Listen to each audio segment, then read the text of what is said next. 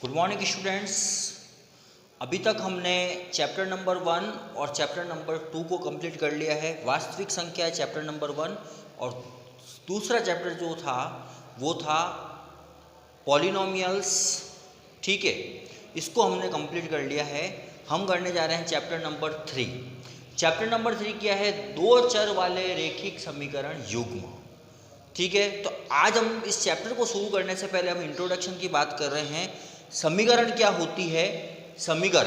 समीकरण होता है एक ऐसा बीजगणितीय प्रारूप जिसमें चर भी होते हैं और अचर भी होते हैं, और वो चर और अचर कोई न कोई मैथमेटिकल एक्सप्रेशन के थ्रू होते हैं, दैट इज प्लस या माइनस उन दोनों के बीच में लगे हुए होते हैं। तो उसको हम क्या कहते हैं? समीकरण कहते हैं। फॉर एग्जाम्पल, अगर मैं समीकरण की बात करूं तो ax + b = c।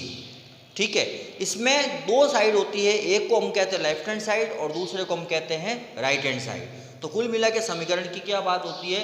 एक ऐसा बीजगणितीय प्रारूप होता है जिसके अंदर चर भी होता है और अचर भी होता है। ठीक है, और उसके दो भाग होते हैं, लेफ्ट हैंड साइड और राइट हैंड साइड। उसको हम क्या बोलते हैं? समीकरण बोला जाता है।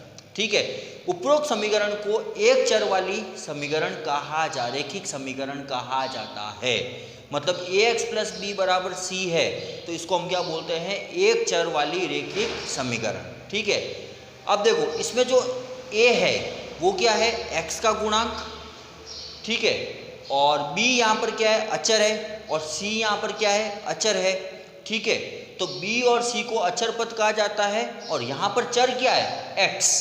बात समझ में आ रही है? और x जो है वो क्या हो गया? चर हो गया, और x के ऊपर अधिकतम इसकी घात कितनी है? 1 है। तो 1 होने का अपन क्या कहते हैं? रेखिक समीकरण। ठीक है, एक और एग्जाम्पल आता है रेखिक समीकरण युग्म का ही, जो अपने 10th के सिलेबस में है। देखो, दो चरों वाले रेखिक समीकरण युग्म। दो चरों का मतलब क्या हो गया? अगर कोई भी समीकरण में x और y दोनों आते हैं तो उसको हम क्या बोलते हैं? दो चर वाली रेखिक समीकरण युग्म। अर्थात ax + by + c = 0। इसको हम क्या बोलते हैं? दो चरों वाली रेखिक समीकरण युग्म। मतलब यहाँ पर दो चर कौन से हो गए? x भी यहाँ पर चर है और y भी यहाँ पर चर है, तो इसको हम बोलते हैं दो चरों वाली रेखिक समीकरण। ठीक है, यहाँ पर a जो है वो क्या हो गया? x का गुणांक हो गया, b हो गया y का गुणांक, और c यहाँ पर क्या हो गया? अचर पद। ठीक है, तो हमने लिख दिया उपरोक्त समीकरण को दो चर वाली रेखिक समीकरण कहा जाता है। x तथा y यहाँ पर क्या है? चर है, दो चर है। a बराबर x का गुणांक हो गया, b बराबर y का गुणांक हो गया, और c बराबर क्या हो गया? अचर पद। ठीक है, अब आता है कि भाई रेखिक समीकरण। रेखिक समीकरण की परिभाषा को हमने अलग से लिखा है। रेखिक समीकरण क्या होता है?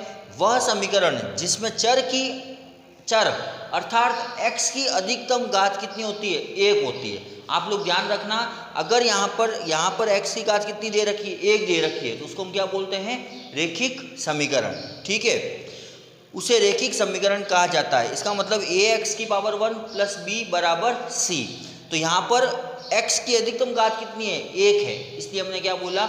इसको क्या बोलते हैं हम? रेखिक समीकरण। और रेखिक समीकरण का मतलब ही यही होता है कि भाई x की अधिकतम घात कितनी होनी चाहिए? 1 होनी चाहिए। ठीक है, तो यहाँ पर a जो है वो x का गुणांक है, b अचर है, c अचर है यहाँ पर। तो इसी प्रकार से समीकरण का एक और रूप होता है द्विघात समीकरण। द्विघात समीकरण में क्या होता है? वह समीकरण जिसमें x की अधिकतम घात 2 होती है। मतलब एक ऐसे समीकरण जिसमें x की अधिकतम घात कितनी होती है? 2 होती है, उसे हम क्या बोलते हैं? द्विघात समीकरण। अर्थात इसका जो सामान्य रूप होता है द्विघात समीकरण का, वो क्या होता है? ax² + bx + c = 0। अब देखो यहाँ पर x की अधिकतम घात कितनी है? 2 है, तो इसको हम क्या बोलेंगे? द्विघात समीकरण। तो a जो है यहाँ पर वो क्या हो जाएगा? x² का गुणांक, b जो हो जाएगा वो x का गुणांक, और c क्या हो जाएगा? अचर पद। अचर पद का मतलब कोई भी चर साथ में नहीं होता है, उसको हम क्या बोलते हैं? अचर पद। ठीक है, और ध्यान रखना बच्चों, रेखिक समीकरण का हमेशा मूल कितने होते हैं? 1 होता है, जबकि द्विघात समीकरण का मूल कितना होगा?